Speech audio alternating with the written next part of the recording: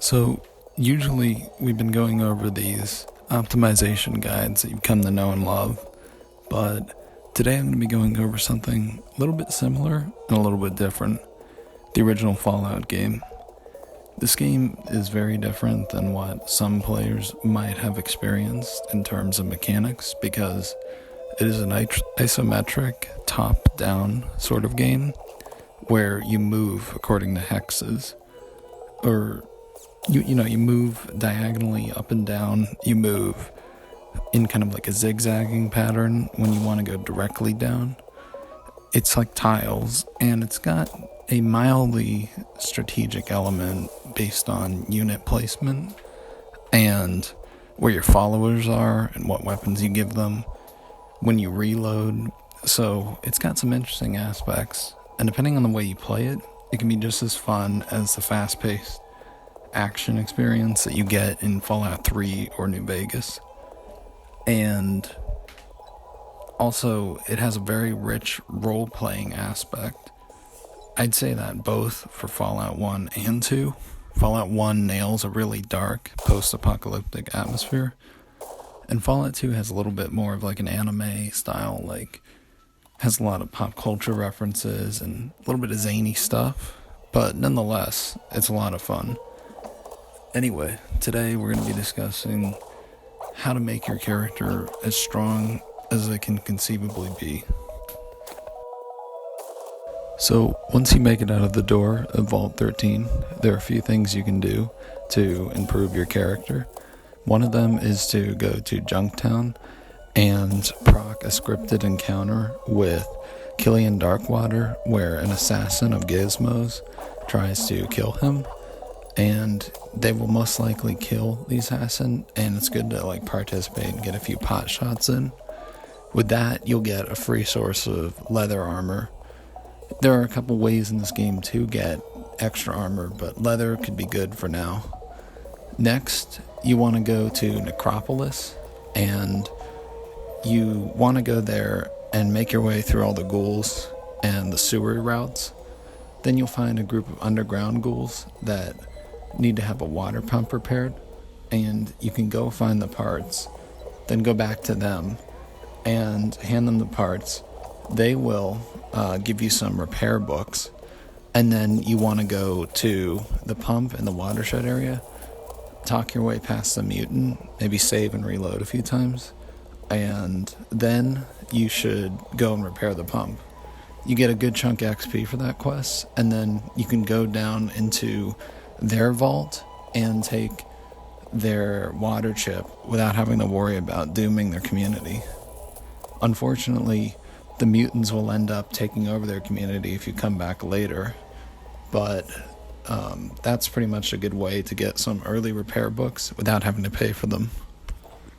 So your next step after saving the ghouls at Necropolis is to go to the hub, and there you will be able to buy some Rad-X from some traders, and either a trader in the west part of it in the downtown or the east old town. Now, once you buy the Rad-X, you want to go to a location called the Glow in the far southeast of the map, southeast of LA, in what would really be Dayglow, California. Once you do that, you want to administer the Rad-X really quickly. Have a rope with you, so make sure you buy a rope if you get it from Raslo or Seth in Shady Sands, or any other trader. You want to make sure you have one of those just so you can get into the place. Once you do that, all you have to do is walk around the crater in the middle of the first floor and pick up a holotag from a fallen Brotherhood officer. And now you're going to want to go to Lost Hills, which is where the Brotherhood bunker is, and talk to them.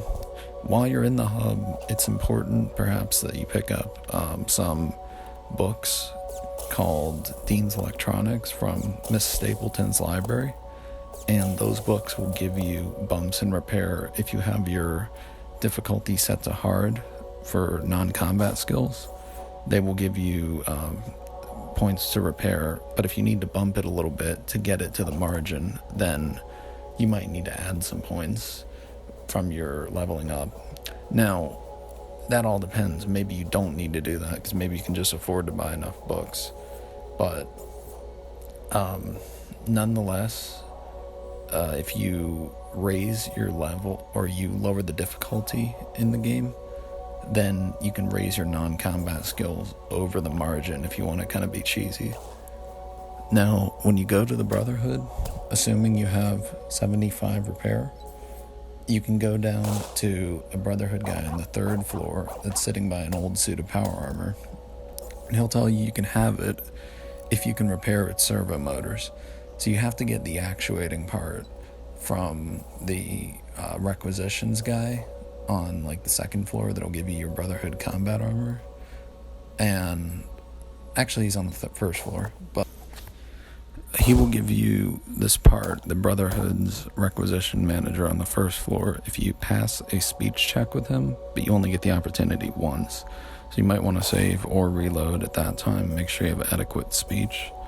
If not, you have to use your sneak and try to get into the room of Rhombus, and if you get caught by him, you can maybe talk your way out of it once, but who knows, the 2nd time he will go hostile on you.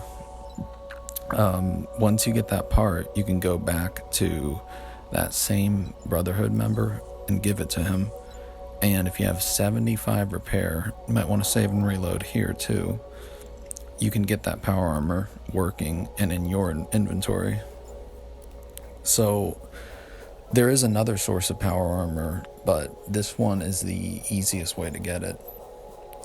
The other involves going back to the hub and rescuing an initiate from these like high level gangsters or mercenaries that have, you know, their good old combat armor and like powerful rifles, like combat shotguns. You really, at the early stage, might just want to get the easier part to get.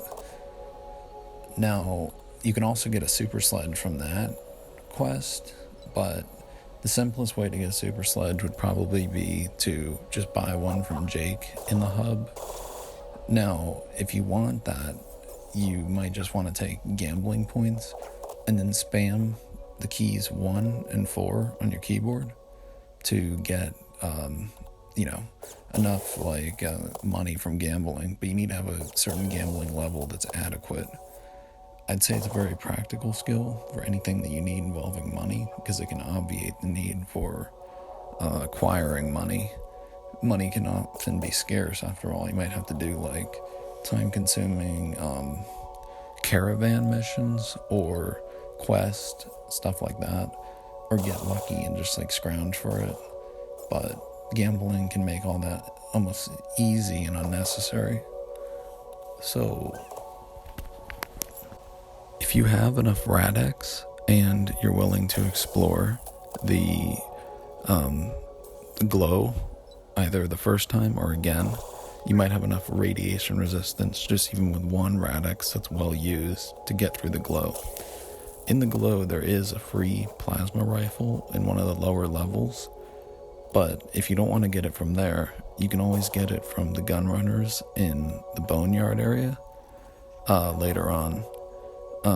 There is also the alien blaster, which is a really good ranged weapon, and you get that weapon just through a random encounter by finding some dead aliens with a crashed UFO. So if you have the power armor now and you want an upgrade of everything, you want to go to the boneyard and you want to go to a Deatum, talk to 2 guys, Miles and Smitty.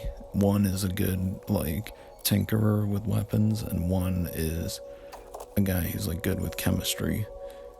You go and you help them because you go into the Boneyard's warehouse district, which has Deathclaws, and if you can retrieve the parts for their hydroponic farms, they'll be grateful to you.